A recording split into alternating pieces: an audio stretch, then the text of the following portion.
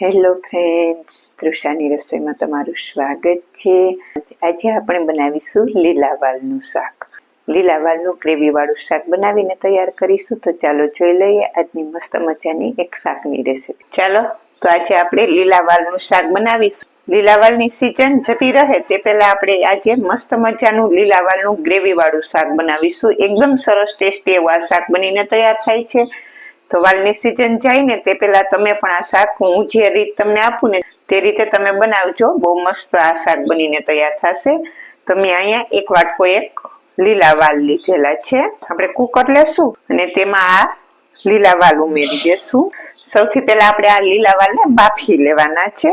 તો હું આમાં 1 કપ જેટલું પાણી ઉમેરી દઈશ અને આપણે આમાં અડધી ટીસ્પૂન જેટલું નિમક ઉમેરીશું, જેથી વાલ સરસ ખારસ પડતા થઈ જાય। જો હું જે રીતે આપું છું તે રીતે તમારે સૂકા વાલનું શાક બનાવવું હોય ને તો સૂકા વાલને તમારે 12 કલાક પહેલા પલાળવાના રહેશે, કેમ સૂકા વાલને પલળતા વાર લાગે। એટલે તમારે એને સૂકા વાલનું શાક બનાવવું હોય તો તમારે તેને 12 કલાક પહેલા પલાળી દેવાના। પણ અત્યારે આપણે લીલા વાલની સીઝન છે, અત્યારે તો મળી રહે છે, તો અત્યારે લીલા વાલનું શાક બનાવીએ તો ટેસ્ટ ફટાફટ બની જાય અને ટેસ્ટ સૂકા વાલ કરતા લીલા વાલના શાકનો ટેસ્ટ બહુ સરસ આવે। હવે આમાં હું અડધું નંગ બટેટું ઉમેરીશ। તમારી પાસે સાવ નાનું બટેટું હોય તો 1 નંગ ઉમેરી દેવાનું, નાનું હોય તો, નહીતર અડધું જ આપણે બટેટું આમાં ઉમેરવાનું છે। આપણે ખાલી ગ્રેવી પૂરતું જ બટેટું ઉમેરવાનું છે। ગ્રેવી કરવા માટે એક અડધું નંગ જ બટેટું લીધેલું છે, તેને આ રીતે વચ્ચેથી કટ કરી લેશું, જેથી કરીને વાલની સાથે તે બફાઈ જાય। અને આપણે બટેટું જાજુ નથી ઉમેરવાનું, બહુ આપણે વાલ બટેટાનું શાક નથી બનાવતા। જો તમારે વાલ બટેટાનું શાક બનાવતા હોવ ને તો તમારે બટેટું જાજુ લેવાનું, આપણે ખાલી ગ્રેવી પૂરતું અડધું નંગ જ બટેટું લેવાનું છે। હવે હું આનું ઢાંકણ બંધ કરી અને 4 વિસલ કરી લઈશ। વાલ બફાય છે ત્યાં સુધીમાં આપણે ગ્રેવીની તૈયારી કરી લઈએ। તો તેના માટે મેં 2 નંગ ડુંગળી લીધેલી છે અને 3 ટમેટા લીધેલા છે। ટમેટા સરસ લાલ કલરના હોય ને તેવા જ લેવાના છે। આપણે ડુંગળીને કટ કરી લેશું અને જે આના ઉપરનો આ પાર્ટ છે ને તેને કાઢી લેવાનો। ડુંગળીને મેં આ રીતે કટ કરી લીધી। આપણે કઈ સાવ બહુ ઝીણું કટિંગ કરવાની જરૂર નથી। હવે ટમેટાનો પણ આ ઉપરનો પાર્ટ છે ને તેને દૂર કરી દેશું અને ટમેટાને પણ કટ કરી લઈએ, કેમ કે આપણે કુક કરીશું અને પછી આપણે તેની ગ્રેવી કરવાની છે। ગેસ ચાલુ કરીને પેન મૂકી દેશું। આપણે પહેલા ગ્રેવી બનાવી લઈએ। તેના માટે આપણે 2 ટેબલસ્પૂન તેલ મૂકીશું। બહુ જાજુ તેલ નથી લેવાનું, 2 ટેબલસ્પૂન જ અત્યારે લેશું। અને આમાં હું 2 લવિંગ ને 1 તમાલપત્ર। તેલ ગરમ થઈ ગયું છે, જે આપણે આ ડુંગળી કટ કરેલી છે ને તે ઉમેરી દેશું। ડુંગળીને સાતળી લેવાની છે। ડુંગળી થોડીક સતળાઈ જાય પછી મેં 7-8 કળી લસણની લીધેલી છે તે ઉમેરી દેશું। તેને પણ આમાં મિક્સ કરી લેશું। અને પછી અહીંયા મેં 5-6 કાજુ લીધેલા છે તે ઉમેરી દેશું। સૂકા લાલ મરચાં લીધેલા છે, તેને 10 મિનિટ પહેલા ગરમ પાણીમાં પલાળી દીધેલા હતા, તે આપણે આમાં ઉમેરી દેશું। જે આપણે આ ટમેટા કટ કરેલા છે ને તે ઉમેરી દેશું। હવે બધી વસ્તુને આમાં સારી રીતે મિક્સ કરી દેશું। હવે આમાં હું અડધી ટીસ્પૂન જેટલું નિમક ઉમેરી, ગ્રેવી પૂરતું જ ઉમેરવાનું છે, અત્યારે જાજુ નહીં ઉમેરીએ। નિમક ઉમેરીશું એટલે ફટાફટ કૂક થઈ જશે। આ બધી વસ્તુ સરસ સોફ્ટ થઈ જાય ને ત્યાં સુધી આપણે આને કૂક કરી લેશું। ટમેટા, ડુંગળી, લસણ જે બધી વસ્તુ આપણે ઉમેરેલી છે ને તે બધી વસ્તુને સરસ સોફ્ટ થવા દેશું। હવે જે આપણે આ ટમેટા ને ડુંગળી ને બધું સરસ સોફ્ટ થઈ ગયું છે, તમે જો બધું સરસ કૂક થઈ ગયું। આ રીતનું આપણે કૂક કરી લેવાનું। હવે હું ગેસ ઓફ કરી દઈશ અને આને થોડી વાર માટે ઠંડુ થવા દઈશ, પછી આપણે આને પીસી લેશું। હવે આપણે કુકરને પણ ચેક કરી લઈએ। તો આ વાલને બધું સરસ બફાઈ ગયું છે, તમે જો એકદમ સરસ વાલ બફાઈ ગયા છે અને બટાકું પણ સરસ બફાઈ ગયું છે। આ રીતના હાથેથી મેશ કરો અને મેશ થઈ જાય ને તેવા વાલ બાફવાના છે। અહીંયા હું મિક્સર જાર લઈશ અને આપણે જે આ બધું કૂક કરેલું છે તેમાંથી તમાલપત્ર બહાર કાઢી લેશું અને આ બધી વસ્તુને મિક્સર જારમાં ઉમેરી દઈશ। અને હવે આને હું પીસી લઈશ, આની પ્યુરી બનાવી લેવાની છે। આપણે ચેક કરી લઈએ।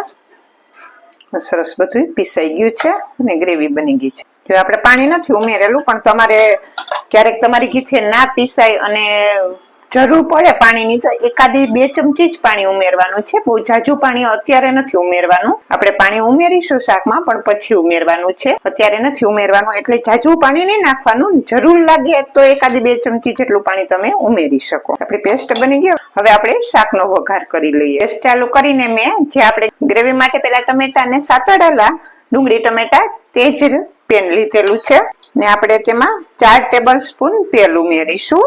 2, 3 ને 4, 2 મોટા ચમચા જેટલું તેલ થશે. તેલ ગરમ થાય એટલે આપણે તેમાં ચપટી જેટલી જ રાઈ ઉમેરીશું. 1 ટીસ્પૂન આખું જીરું, અડધી ટીસ્પૂન હળદર પાવડર, ચપટી 1 હિંગ, મીઠો લીમડો ને જે આપણે આ પેસ્ટ બનાવેલી છે તેનો વઘાર કરીશું. આપણે આને સાતળી લેશું. હવે આપણે ગ્રેવીને થોડી વાર માટે કૂક કરી લઈએ. હવે ગ્રેવી સરસ સતળાઈ ગઈ અને તેનું તેલ પણ સરસ છૂટું પડી ગયું. તમે જો આપણે આમાં મસાલા કરી લઈએ. 2 ટીસ્પૂન કાશ્મીરી લાલ મરચું પાવડર આપણે ઉમેરીશું. અને જે મેં આખા મરચા ઉમેરેલા જ્યારે આપણે ગ્રેવી બનાવી તેમાં, તે પણ કાશ્મીરી લાલ મરચું જોતું આખું. અને અત્યારે પણ હું 2 ટીસ્પૂન કાશ્મીરી લાલ મરચું પાવડર લઉં છું. તમારે જેટલું તીખું જોતું હોય તે પ્રમાણે તમે તીખાશ લઈ શકો. 1 ટીસ્પૂન ધાણા જીરું પાવડર, અડધી ટીસ્પૂન ગરમ મસાલો, અડધી ટીસ્પૂન જેટલું નિમક હું ઉમેરીશ. થોડુંક જ નિમક આપણે ઉમેરવાનું છે. આપણે ગ્રેવીમાં પણ ઉમેરેલું છે અને જ્યારે વાળ કૂક કરેલા ત્યારે પણ ઉમેરેલું છે, એટલે જાળવીને ઉમેરવાનું. અને એવું લાગે તો છેલ્લે જ નિમક ઉમેરવાનું. એકવાર ટેસ્ટ કરી ચેક કરીને પછી ઉમેરવાનું. અને અહીંયા હું અડધી ટીસ્પૂન જેટલી ખાંડ લઉં છું. ખાંડ હું એટલા માટે લઉં છું કે મેં જે ટમેટા લીધેલા હતા તે ખાટા ટમેટા હતા, એટલા માટે મેં ખાંડ લીધી. જો તમારે ના ઉમેરવી હોય તો સ્કીપ પણ કરી શકો. આ તો બેલેન્સ થઈ જાય, ખાટા ટમેટા હતા એટલે બધું બેલેન્સ થઈ જાય ને એટલા માટે હું ખાંડ ઉમેરું છું. જો તમારે ખાંડ ના ઉમેરવી હોય તો તમે સ્કીપ પણ કરી શકો. બધી વસ્તુને મસાલાને આપણે આમાં મિક્સ કરી દેશું. હવે અહીંયા હું મિક્સર જારમાં થોડુંક પાણી નાખી દઈશ ને જે ગ્રેવી આમાં ચોટેલી છે ને તે હલાવી અને આપણે આમાં ઉમેરી દેશું. સરસ ગ્રેવીમાં તેલ છૂટું પડી જાય ને પછી જ આપણે પાણી ઉમેરવાનું, ત્યાં સુધી પાણી નથી ઉમેરવાનું. હવે આપણે આને આમાં મિક્સ કરી દેશું પાણીને. હવે જે આપણે આ બાફેલા બટેટા હતા તેને હાથેથી મેશ કરીને નાખી દેશું આમાં. અને જે આ વાલ બાફેલા છે તે ઉમેરી દેશું. અને તમે જો વાલમાં પાણી થોડુંક જ છે, જાજુ પાણી નથી. જાજુ પાણી હોય તો તમારે બહાર કાઢી લેવાનું. આપણે આમાં 3-4 ચમચી 3 ચમચી જેટલું જ પાણી બચેલું છે, એટલે હું બધું ઉમેરી દઈશ. પાણી પણ સાથે ઉમેરી દઈશ. આપણે આને આમાં મિક્સ કરી લેશું. જો જાજો પાણીનો ભાગ હોય ને તો બહાર કાઢી લેવાનું. આપણે આમાં 2 થી 3 ચમચી જેટલું જ પાણી ઉમેરવાનું, જાજુ નથી ઉમેરવાનું. કેમ કે આપણે મિક્સર જ્યારે એમાં પાણી નાખી અને આમાં ઉમેરેલું ગ્રેવી વાળું તો તેનું પણ પાણી 2-3 ચમચી જેટલું થયું. અને પાછું આપણે શાકમાં 2-3 ચમચી જેટલું પાણી ઉમેરેલું, એટલે એટલું ઇનફ થઈ જશે. બહુ જાજુ આપણે પાણી નથી ઉમેરવાનું. હવે આપણે આને થોડી વાર માટે કૂક થવા દેશું, જેથી કરીને બધા મસાલા સરસ બધામાં ચડી જાય. જોઈ શકો છો શાકમાં તેલ પણ સરસ ઉપર આવી ગયું. હવે હું અહીંયા થોડીક કસૂરી મેથી ઉમેરી સાથેથી ક્રશ કરીને આપણે તેનામાં મિક્સ કરી દેશું. તો શાક બનીને તૈયાર થઈ ગયું છે. સરસ તેલ પણ છૂટું પડી ગયું અને બધું સરસ કૂક પણ થઈ ગયું. અને શાકનો કલર પણ તમે જો કેટલો મસ્ત આવેલો છે, જોઈને જ ખાવાની ઈચ્છા થઈ જાય તેવું. શાકની સુગંધ એટલી સરસ આવે છે ને કે અત્યારે જ ખાવાની ઈચ્છા થઈ જાય ને તેવું આ શાક બનીને તૈયાર થાય છે.